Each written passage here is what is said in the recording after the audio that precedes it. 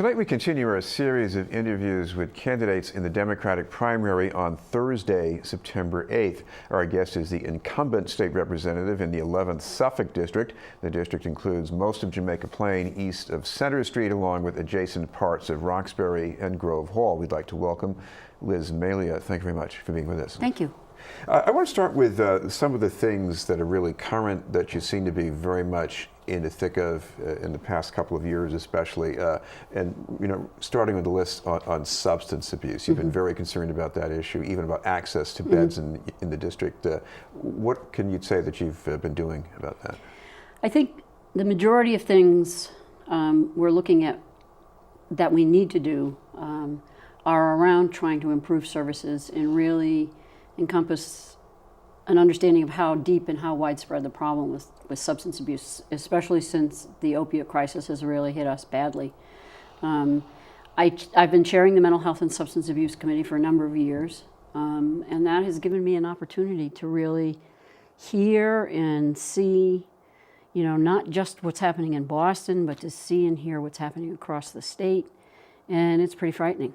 It really is pretty frightening, and I'm someone who is in recovery from substance use 30-something years ago, and recognize that I've been blessed and recognize that there are an awful lot of people that need some of the basics. And the state really has to step up in terms of providing beds, appropriate step-down services. Detox is kind of what they refer to as the spin-dry cycle. Once you're detoxed, that's great. Physically, you're okay, but then you need to do the emotional and behavioral health healing that has to happen, and that can be a long time for a lot of people. Well, one other problem that you worked on was the practice of committing people to treatment in the prison system. Right. Talk about why that's important. One of the reasons there is a policy of civil commits now is partly because the fentanyl, I believe the fentanyl, the market's saturated with fentanyl, which is a super potent form of opioid, and it's coming in unknown. We haven't seen it. It's not really dosage controlled. A lot of people are at risk of dying very quickly, and typically recovery isn't something that happens. You wake up one day and just say that's it, and somebody's going to, if you see the golden light and you follow it, you're going to be okay. Typically, it's a disease of remission and progression, and remission and progression. So people who have had the opportunity to become drug-free and maybe start living sober for a while need a longer period of time to sort of settle in, but they're also much more susceptible, if they have a slip, to an overdose. And what we're seeing is that we just don't have the beds, and we don't have the capacity. Our emergency rooms don't have the capacity to handle all this traffic. The issue came up about commitment, and we did some of that work in the legislation. The most recent legislation that we worked on with the governor and with the Senate allows for, it requires actually that someone be interviewed if they're in an emergency room on an overdose. At least, for as much, they try to hold them as much as 24 hours and try to talk people into counseling. But for some people who haven't been able to get sober and clean, a lot of times we've seen people just, die because they haven't had the care. And so our courts have really tried to step in terms of involuntary commitments, civil commitments, where, again, someone can be a danger to themselves or someone else. And so they're taken off the street. One of the big issues that we've had is that women typically didn't get that kind of care. They got sent to Framingham State Prison. And that's been a major problem and obstacle for about 30 years. And just recently this year, again, with the help of the governor, with the administration and the legislature, we've been able to open beds elsewhere so that women who are civilly committed will get the treatment that they need. We're talking with State Representative Liz Malia, candidate for re-election in the 11th Suffolk District. Another ripple of the drug phenomenon here is the people who get sent to do time for drug offenses, but they also lose their right to drive, even if the offense had nothing to do with operating a car. And I guess that's one. Talk about what you did to get that to pass. We basically passed some legislation that now no longer allows the Registry of Motor Vehicles to suspend somebody's license and charge them fees to get their license back. You know, it was that policy was really a relic of the war on drugs back when we thought there was a way to physically contain the drug problem and we could do it with law enforcement, et cetera. I think most people now agree, and a lot of people in the criminal justice system and in law enforcement agree, we can't arrest our way out of this. And, you know, the bottom line is that if someone's incarcerated for a period of time, we're pushing to get services in the jails. Some of our sheriffs have been doing an amazing job just advocating for and getting services within the jails before people get released. But, you know, so if you've been incarcerated and maybe you've started to get your balance and you're starting to get out there, when you're out and you can't get a job because you can't drive to work, you can't you can't afford to pay any of the fines you might have accrued.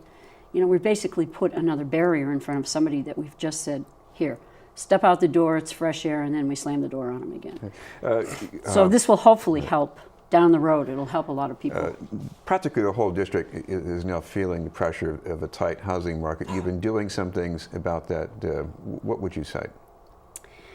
It's a real challenge for all of us. And I think the one thing that we can do, you know, I basically have had the experience of living in Jamaica Plain for many, many years, but also being very familiar with the surrounding districts that I represent up in Roxbury and Highland Park and parts of Rosendale.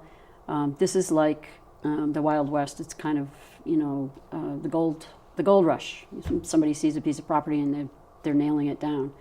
So we're trying to work with communities, however they're capable, to challenge and to ask questions and to slow the process down. And again, I think if we had a magic wand and we could slow it down and really affect some major changes, maybe we'd do that. But we don't have that luxury. But we're asking people and we're trying to train people and we're trying to encourage people to call the question, to call the developers on what their plans are, to work with the city, to call the city sometimes on what their plans are.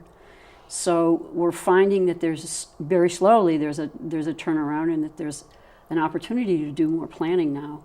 But most people in most neighborhoods have to learn to advocate for themselves, and the best way they can do that, I think, is through community groups, through like the Neighborhood Council in Jamaica Plain or the Hawthorne Youth and Community Center, Highland Park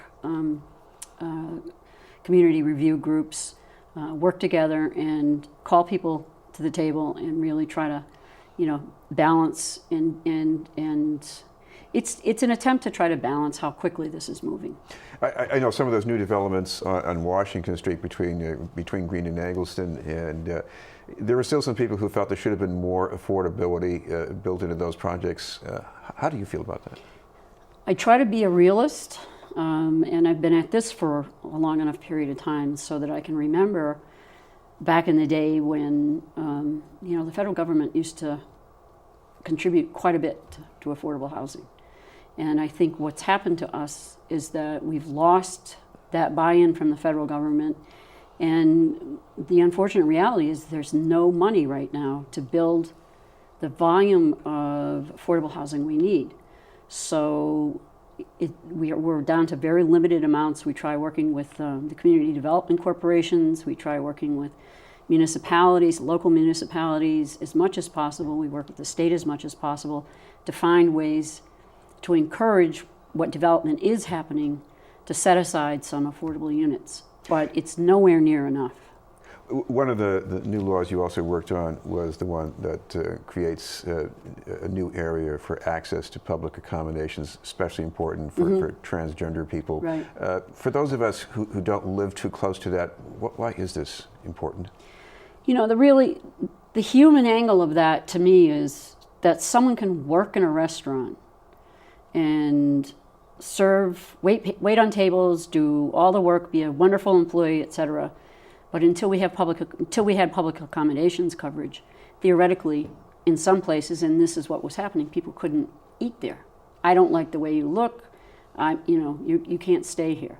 So that we had such a divisive and unfair and discriminatory policy towards folks who are transgendered, that we'll let you work, but we won't let you socialize like everybody else. And I think it's time for that to get addressed and to be dealt with. And I think it's happening. It was a difficult battle, but I think we're finding that there have been no major catastrophes, and we're doing pretty well at this point in time. So it's been a case of education and maintaining some openness on the part of communities that don't understand some of the issues that might be there. So we're making some progress. All right. People in the State House are pretty divided on that referendum coming up in November about lifting the cap on charter school expansion. Right. But you seem to be pretty much decided on this. I am. My background was in education, and I worked with education issues, I guess, a lot for many years. My concern is that we need to see some of the changes that are being advocated through the charter school movement. I absolutely agree with that, and I believe it.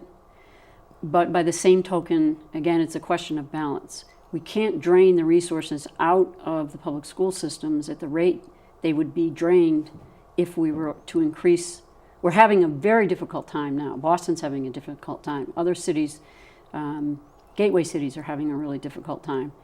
If we allow an increase in the charter cap right now, there's no way municipalities can keep up with in their public schools what the real need is. So, again, the need is to try to find a balance, and this piece of legislation is not. It's not balanced, and it's much too soon to really allow that kind of drain from the public school system. And again, all of us need to come to the table and say, okay, what about public education and what about private education? We need to do a better job for our kids, period. And maybe there'll be a little bit more mixing of the private theories and the charter theories in the public schools. But again, there isn't a quick fix, and I wish there were. Well, when people hear Liz Malia, they say, "Oh, the hot dogs." You've been doing that for a long time. First at South Street and now at Archdale. Why do you keep it up? What's interesting, it kind of goes back to what I was talking about before when you're dealing with an issue like development in a neighborhood. If there's no network, and one of the places this came from was around public safety issues.